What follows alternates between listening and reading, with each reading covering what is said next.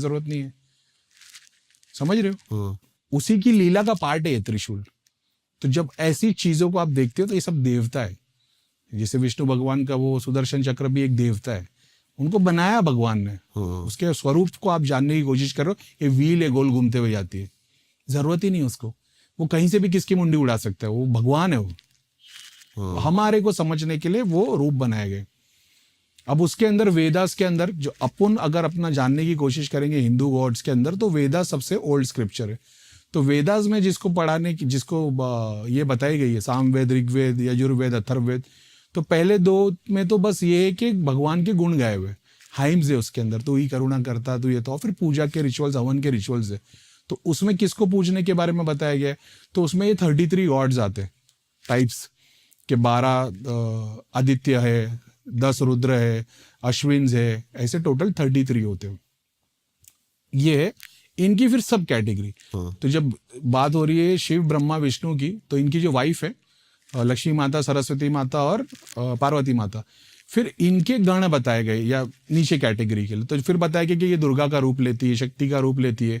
तो हमारी भी मम्मी कभी दुर्गा और शक्ति का रूप ले लेती है, तो अलग से फिजिकली वो कुछ और नहीं बन जाती, इमोशनल चीज है, लेकिन उसको स्वरूप में समझने के लिए फिर उसकी आर्मी है, कैटेगरी है।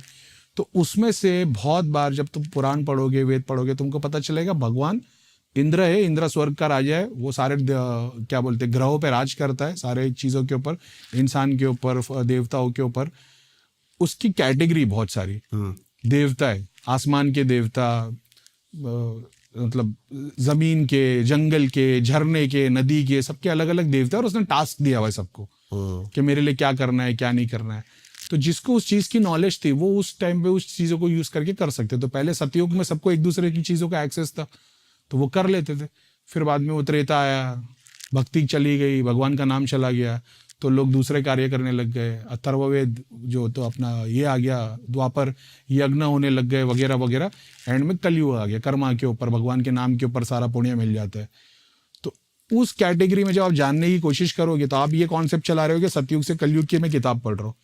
तो इसमें बहुत जगह पे फिर यज्ञ बताया गया अलग अलग देवताओं के लिए। तो इंद्रा को खुश करने के लिए यह हवन सीधा सीधा सिर्फ और सिर्फ इंद्रा के लिए होता था। अच्छा, पहले? हाँ। हम लोग शिव जी को मेन मान रहे ना, उस कॉन्सेप्ट से वहां पे इंदिरा मेन है। और शिव जी के 12-10 अलग रूप बताए, उसमें से एक रुद्र है, एक भैरव है, ऐसा समझ रहे हो? शिव जो सुप्रीम आत्मा है, उसकी तो बात ही नहीं है वो। तो एक तरीके से आप शिव जी का कैरेक्टर वेदा के थ्रू जानने जाओगे, तो उसमें फिर वो 10 रूप है, समझ रहे हो? समझ गया। ये वो कैटेगरी